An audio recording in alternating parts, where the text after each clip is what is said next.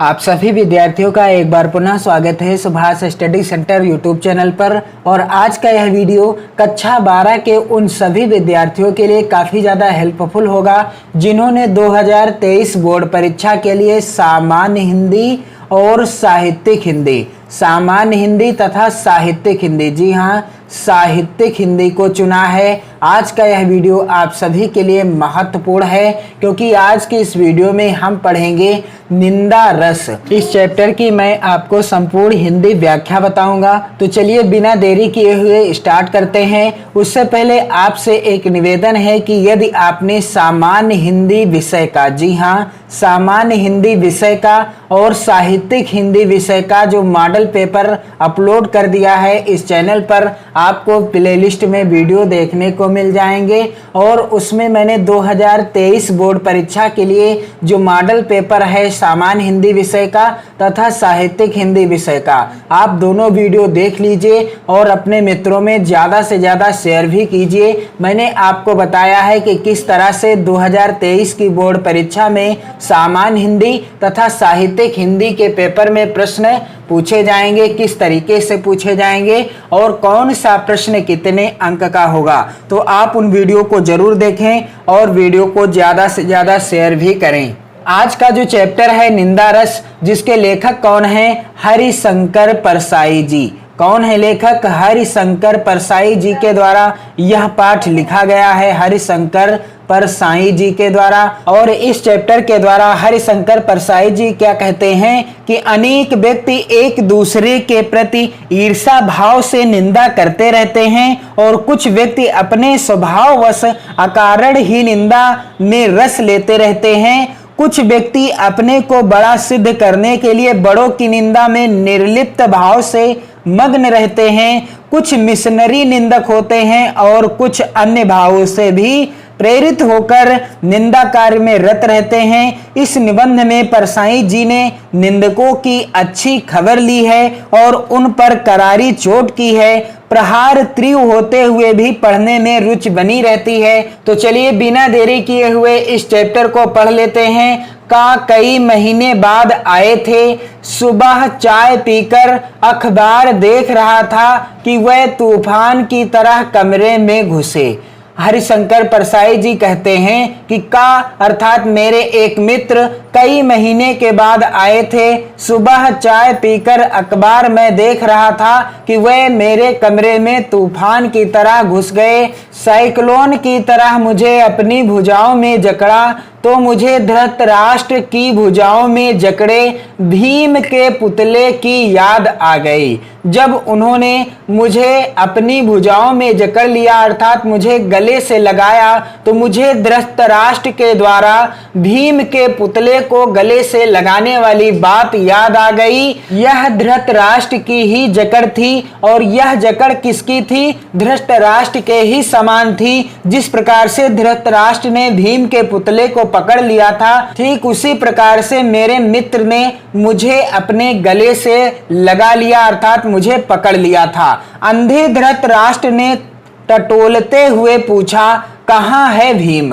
अंधे धृतराष्ट्र ने टटोलते हुए पूछा कि भीम कहाँ है? आ बेटा तुझे गलेजे से लगा लूं, आ बेटा तुझे कलेजे से लगा लूं। और जब भीम का पुतला उनकी पकड़ में आ गया तो उन्होंने प्राणघाती स्नेह से उसे जकड़कर चूर कर डाला। और जब धृतराष्ट्र की पकड़ में भीम का पुतला आ गया तो उन्होंने क्या किया, उन्होंने प्राणघाती स्नेह से उसे जकड़कर चूर चूर कर डाला। ऐसे मौके पर हम अक्सर अपने पुतले को अंकवार में दे देते हैं। ऐसे मौके पर हम क्या करते हैं, अपने पुतले को ही अंकवार के रूप में दे देते हैं। हम अलग खड़े देखते रहते हैं और हम क्या करते रहते हैं, अलग खड़े देखते रहते हैं। से क्या मैं गले मिला अर्थात क्या मैं अपने मित्र से गले मिला, क्या मुझे उसने समेट कर कलेजे से लगा लिया? हरगिज नहीं। अर्थात मेरे मित्र ने मुझे गले से तो जरूर लगाया, लेकिन क्या मैं उससे गले मिला? स्नेह से नहीं मिल सका। क्या उसने मुझे गले से लगा लिया? हरगिज नहीं। मैंने अपना पुतला ही उसे दिया। मैंने भी भीम की तरह ही अपना पुतला ही उसे दिया। पुतला इसलिए उसकी भुजाओं में सौंप दिया कि मुझे मालूम था कि मैं धृतराष्ट्र से मिल रहा हूं। मैंने उसे अपना पुतला क्यों सौंप दिया, यानी अपने शरीर को पुतले के समान बनाकर क्यों उसे सौंप दिया? क्योंकि मुझे पता था कि मैं किससे मिल रहा हूं, मैं धृतराष्ट्र से मिल रहा हूं। पिछली रात को एक मित्र ने बताया कि का अपनी ससुराल आया है। पिछली रात को मेरे एक मित्र ने मुझसे यह बताया था कि का अपनी ससुराल आया है और गा के साथ बैठकर शाम को 2-3 घंटे तुम्हारी निंदा करता रहा। और किसी अन्य मित्र के साथ यानी गा के साथ बैठकर शाम को 2-3 घंटे तुम्हारी निंदा करता रहा, तुम्हारी बुराई करता रहा। इस सूचना के बाद जब आज सवेरे वह मेरे गले लगा तो मैंने शरीर से अपने मन को चुपचाप खिसका दिया और निस्नेह कटीली देह उसकी बाहों में छोड़ दी। भावना के अगर कांटे होते तो उसे मालूम होता कि वह नागफनी को गले से चिपटाए है। छल का धृतराष्ट्र जब आलिंगन करे तो पुतला ही आगे बढ़ाना चाहिए। जब कोई छली मित्र आपके साथ स्नेह करे, आपको गले लगाने का प्रयास करे, तो आपको क्या करना चाहिए? पुतला ही आगे बढ़ाना चाहिए। पर वह मेरा दोस्त अभिनय में पूरा है। पर वह मेरा दोस्त कैसा है? अभिनय में पूरा है। उसके आंसू भर नहीं आए, बाकी मिलन के हर्षोल्लास के सब चिन्ह प्रकट हो गए। उसके आंसू भर नहीं आए, बाकी मिलन के जो हर्षोल्लास के जितने भी शरीर में चित्र होते हैं वो सब प्रकट हो गए, हाव भाव सब प्रकट हो गए। वह गहरी आत्मीयता की जकड़, नयनों में छलकता वह असीम स्नेह और वह स्नेह सिक्त वाणी। बोला, अभी सुबह की गाड़ी से उतरा और एकदम तुमसे मिलने चला आया। जैसे आत्मा का एक खंड दूसरे खंड से मिलने को आतुर रहता है। वह क्या बोला कि अभी सुबह की गाड़ी से ही उतरा हूं और एकदम तुमसे मिलने चला आया हूं। जैसे आत्मा का एक खंड दूसरे खंड से मिलने के लिए आतुर रहता है, ठीक मैं भी तुमसे मिलने के लिए आतुर था। कहने लगा, आते ही झूठ बोला कमबख्त। मैंने सोचा कि आते ही इसने झूठ बोला है। क्यों? क्योंकि यह आज सुबह नहीं कल शाम को आया था। कल आया है यह मुझे मेरा मित्र बता गया था। यह कल आया था क्योंकि इसकी जानकारी मुझे मेरे मित्र ने दी थी। इस झूठ में कोई प्रयोजन शायद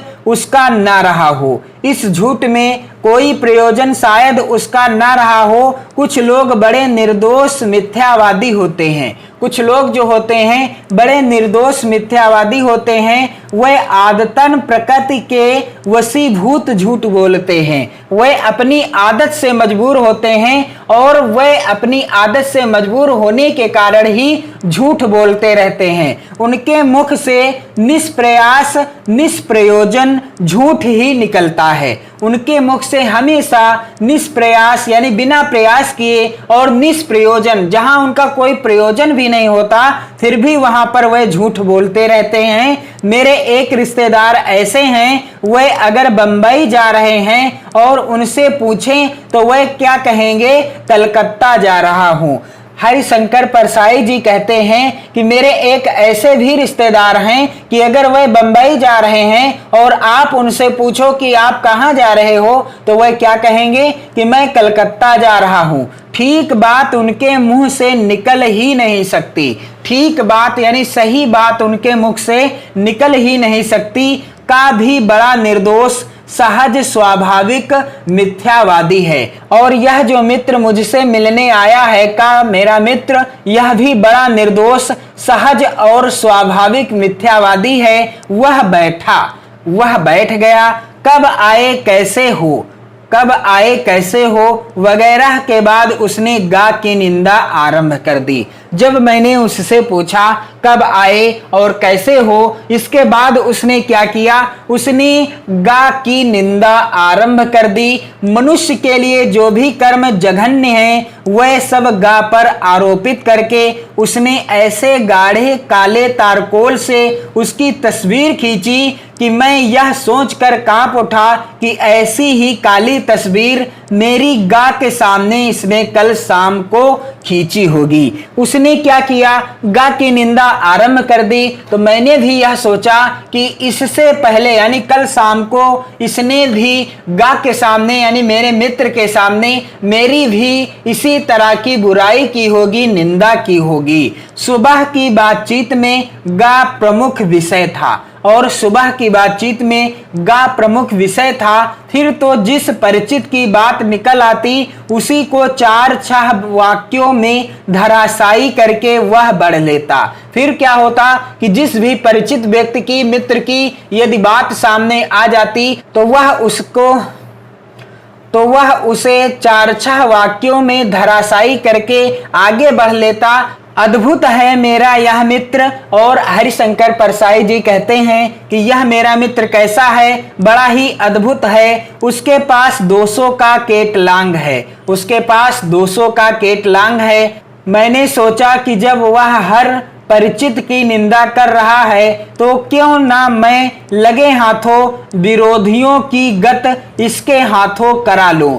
हरिशंकर परसाई जी कहते हैं कि मैंने सोचा कि जब वह मेरे हर परिचित की निंदा कर रहा है तो क्यों ना मैं लगे हाथों अपने कुछ विरोधियों की यानी दुश्मनों की भी गत इसी के हाथे करा लूं। मैं अपने विरोधियों का नाम लेता गया और वह उन्हें निंदा की तलवार से काटता चला। मैं अपने विरोधियों का अर्थात दुश्मनों का नाम लेता गया और वह अपनी निंदा की तलवार से उन्हें काटता चला गया। जैसे लकड़ी चीरने की आरा मशीन के नीचे मजदूर लकड़ी का लट्ठा खिसकाता जाता है और वह चीरता जाता है, वैसे ही मैंने विरोधियों के नाम एक एक कर खिसकाए और वह उन्हें काटता गया। जिस प्रकार से लकड़ी चीरने की आरा मशीन के नीचे मजदूर लकड़ी का लट्ठा खिसकाता जाता है और वह लट्ठा चीरता चला जाता है, वैसे ही मैंने क्या किया, अपने विरोधियों के नाम एक एक कर खिसकाए और मेरा मित्र उन्हें काटता गया। कैसा आनंद था दुश्मनों को रण क्षेत्र में एक के बाद एक कटकर गिरते हुए देखकर योद्धा को ऐसा ही सुख होता होगा। कैसा आनंद आ रहा था मुझे, क्योंकि जिस प्रकार से दुश्मनों को रण क्षेत्र में एक के बाद एक कटकर गिरते हुए देखकर कोई योद्धा खुश हो जाता है, सुखी हो जाता है, ठीक उसी प्रकार का आनंद मुझे आ रहा था। मेरे मन में गत रात्रि के उस निंदक मित्र के प्रति मैल नहीं रहा। दोनों एक हो गए, दोनों यानी मैं और मेरा मित्र एक हो गए, आपस में भाव मिल गए। भेद तो रात्रि के अंधकार में ही मिटता है, जो भेद होता है वह रात्रि के अंधकार में ही मिटता है। दिन के उजाले में भेद स्पष्ट हो जाते हैं और दिन के उजाले में क्या होता है, भेद स्पष्ट हो जाते हैं। निंदा का ऐसा ही भेद नाशक अंधेरा होता है और निंदा का ऐसा ही भेदनाशक अंधेरा होता है। 3-4 घंटे बाद जब वह विदा हुआ तो हम लोगों के मन में बड़ी शांति और तुष्टि थी। 3-4 घंटे के बाद जब मेरा मित्र विदा हुआ यानी घर को चला गया तो हम लोगों को बड़ी शांति और तुष्टि प्राप्त हुई। तो इस वीडियो में मैं आपको इतने ही चैप्टर की सरल हिंदी व्याख्या बताऊंगा। शेष चैप्टर की सरल हिंदी व्याख्या मैं आपको वीडियो के अगले पार्ट में दूंगा, अर्थात अगले वीडियो में दूंगा। आप इस वीडियो को ज़्यादा से ज़्यादा मित्रों में शेयर करें और 2023 बोर्ड परीक्षा की बेहतर तैयारी करने के लिए चैनल के साथ जुड़ें और अपने इष्ट मित्रों को भी चैनल के साथ जोड़ें। जय हिंद।